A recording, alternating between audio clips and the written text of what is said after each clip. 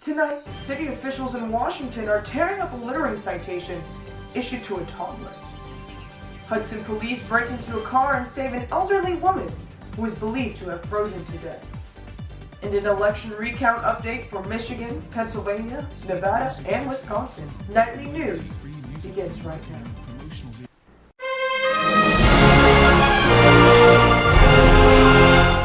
Tonight, an interesting slip-up by the Department of Public Works in Washington, D.C. An unnamed worker found letters addressed to Teresa Westover and her daughter Harper in an alley nearby their apartment. The toddler and her mother each received a notice of violation from the Department of Public Works, along with a $75 fine. Westover called the department, who refused to rescind the 2-year-old's violation. This is where they say you left some trash, Harper. Yeah, but you didn't leave any trash out here, right? Dad Chuck Westover shows us the alley where his toddler Harper allegedly littered, according to this citation. That's, just insane that they would do that to a 2-year-old. And we're the ones always asking for the city to come out and clean up the alley. Seems Harper's name and address were on an envelope a DPW inspector apparently found in the alley behind their northeast home. Do we put trash in the alley? No. Is littering okay? No. Harper's mom, Teresa, says she called the inspector right away. And I just explained that, she's not legally responsible for actions at the age of 2, and asked if she would rescind the ticket. And she basically said she wouldn't rescind the ticket. The $75 ticket made out to a 2-year-old. Where do we put our trash? In the trash can. That's In right. the trash can. Do we put trash on the sidewalks? No. The Westovers surmise that the envelope fell out of their trash and somehow made its way into the alley. An alley, they say, that can be a mess. They say they called 311 several times to alert the city to it. I asked to speak to her supervisor and I left a message for him, but I haven't heard back from anybody. Harper's father, Chuck Westover, posted about the case online in hopes of bringing attention to the department's ridiculous actions. Just as the Westovers were about to have a TV interview concerning Harper's violation, a public works official stopped by the home to drop both tickets.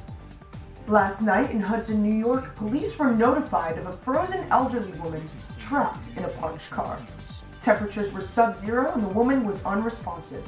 She sat in the passenger seat strapped in and hooked up to an oxygen tank. Her eyes were glazed over and her mouth slightly parted open. Police, unable to locate the owner of the car, smashed open the passenger window in order to save the woman. Not soon after, they realized it was a mannequin all along. Apparently, the mannequin was used for CPR training, and the owner is a sales manager for a company that manufactures medical training aids. 3 police officers, members from the detective division, and 2 ambulances all rushed to City Hall Place early this morning. Passers-by were extremely concerned after seeing what they thought was an elderly woman with an oxygen mask on who seemed unresponsive. Found a snow-covered car, frosted windows, and it looked like it had an elderly woman, frozen in the front seat. After breaking into the Subaru minutes later, police realized it was an extremely realistic life-sized mannequin.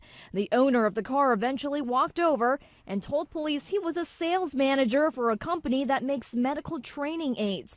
The mannequin appeared to be a CPR training device. You can see it wore actual clothing, glasses, teeth, shoes, skin, and even had blemishes on its face. Sergeant Randy Clark says the call was a burden on emergency services, but their priority in the past 2 days included patrolling specific areas to ensure the homeless were not left out in the bitter cold.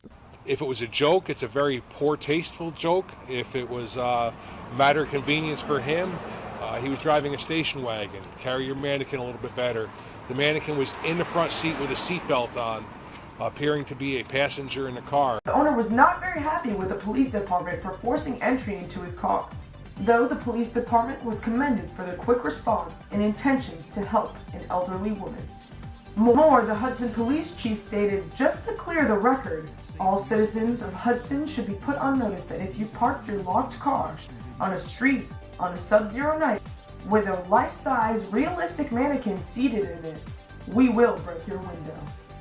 Jill Stein has raised more than $4 million in just over 24 hours, all through donations to her website. Our goal is to create a voting system that we can believe in. Stein is questioning results in Pennsylvania, where Trump won by roughly 68,000 votes, Wisconsin, where his margin of victory was a little over 27,000 votes, and Michigan, which is still too close to call. Voting rights attorney John Bonifaz is helping to drive the recount effort. The American people deserve public confidence in the integrity of our process, and if we don't ever look at the ballots, and we don't ever verify the vote, why should we expect that public trust? To all the voters out there holding their breath throughout this recount, you could finally get some answers. The recount deadline was December 13th, and the final results have came in. Jill Stein of the Green Party initially called for a recount in Michigan, Wisconsin, and Pennsylvania. There was much speculation of voter fraud in these battlefield states, bringing into question if a recount would result in a new winner. Trump only won each state by a slight margin, so a couple thousand votes could have changed the outcome. Stein raised over $6.5 million for the recount, hoping to reveal enough fraudulent votes to cause a complete national recount. We have kept watch over the recount process and can officially say the recounts have ended. Trump still won all 3 battleground states and even gained votes in Wisconsin and Pennsylvania. Although Clinton defeated Trump statewide by about 27,000 votes, Trump won more overall districts to claim him more electoral college votes.